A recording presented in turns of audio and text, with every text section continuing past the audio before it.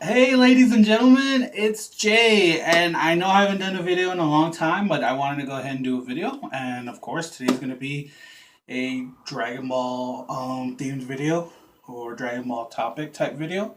I will address where I've been, what I've been doing on my hiatus. Look for a Just a Vlog, you know, a little after this or a little before that. But, anyways, let's get started.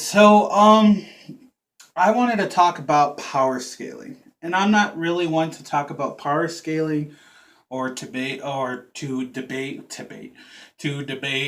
power scaling in Dragon Ball because for the most part I think it's nonsense. But I've seen a lot of uproar lately with the return of Android 17 and him having his sparring match with Goku and that whole uproar, that whole fiasco, that whole topic as a whole. And I wanted to go ahead and talk about it. My point of view, share my thoughts on it. Excuse me. And what I think is, it's just lazy writing, guys. I know, and I know a lot of us would like the continuity to be up to speed, but it's never up to speed. It's never been up to speed. I mean, power levels, power scaling, boosting power, all that has been really ridiculous since Planet Namek, and probably further back if we were to sit down and examine it a little bit more. The entire Dragon Ball franchise. Now you're either in two camps. Either you can watch Dragon Ball and you could turn off your brain and just enjoy the action and the fun that it is, or you're one of the hardcore fans where things have to make sense. Power scaling has to make sense. You're either in those two camps, I feel.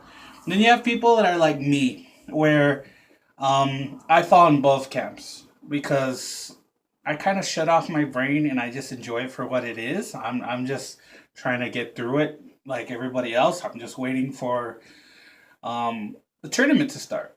That's what I'm in for. The filler's been okay, but the past two filler episodes, you really didn't need two episodes of 17 um, coming back. You could have done it at one and had him join, but that's besides the point.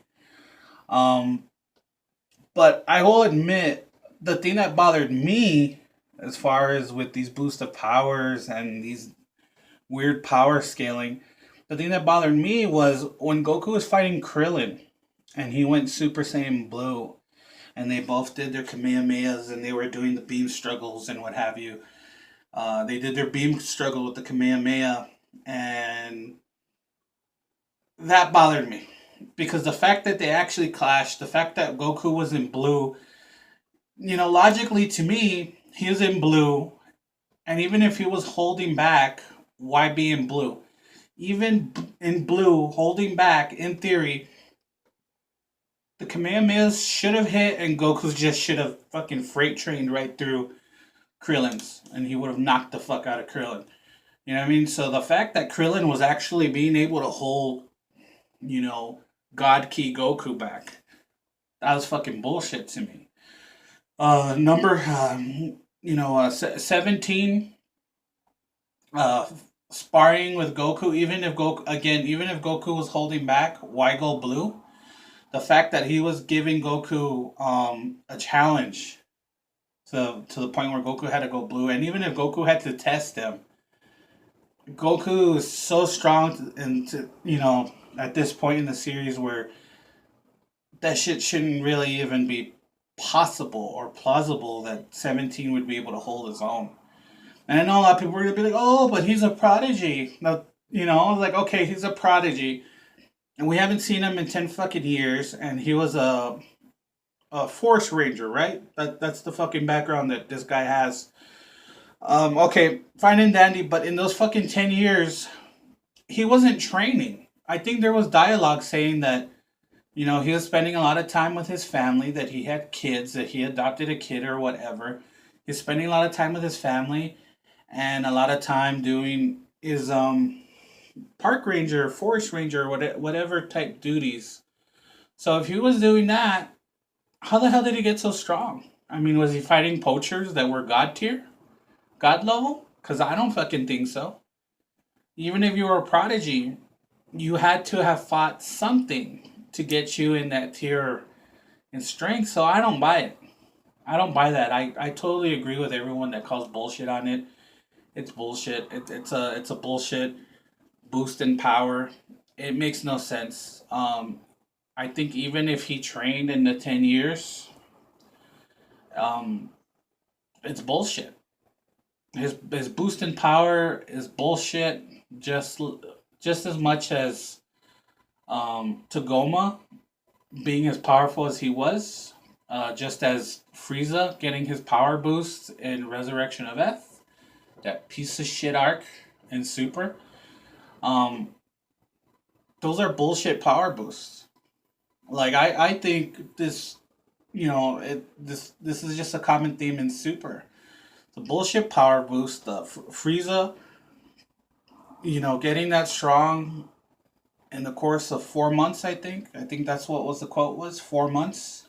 Um, 17 getting that strong in 10 years just by being a forest ranger, and Krillin, who had stopped training and then picked up training again, magically could kind of hold his own with a god tier Goku.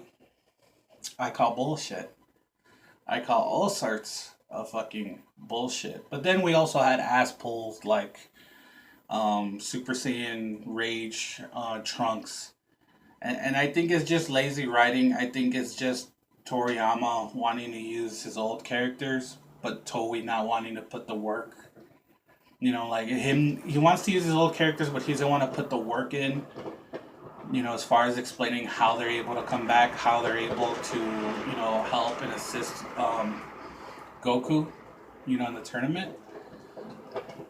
I mean, because it's kind of bullshit. Like I said, there's more examples. I mean, Roshi being able to fight, in Resurrection F the way he did against Frieza's henchmen. I know they were weak henchmen, but Roshi is a really weak dude.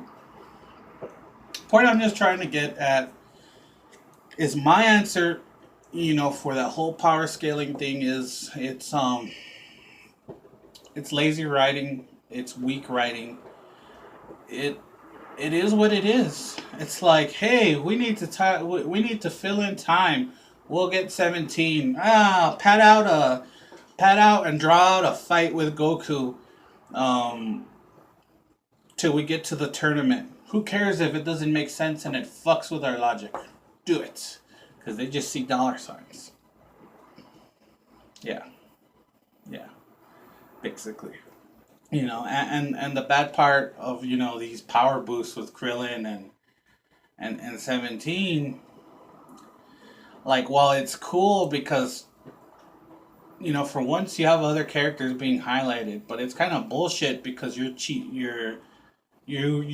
are already making Super Saiyan Blue feel cheap.